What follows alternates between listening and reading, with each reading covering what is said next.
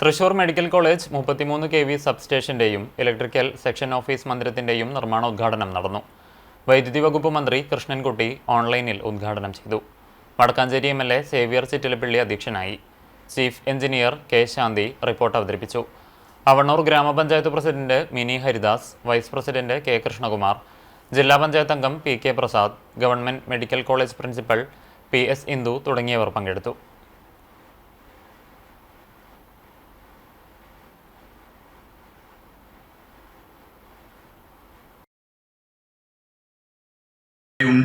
അപ്പോൾ അതുൾപ്പെടെയുള്ള നമ്മുടെ മെഡിക്കൽ കോളേജിലെ വിവിധ പദ്ധതികൾ ബഹുമാനപ്പെട്ട വീണ ജോർജ് മിനിസ്റ്റർ ഓൺലൈനിൽ ഒരു ഉദ്ഘാടന പരിപാടി കൂടി ആലോചിക്കുന്നു എന്നാണ് ഞാൻ മനസ്സിലാക്കുന്നത്.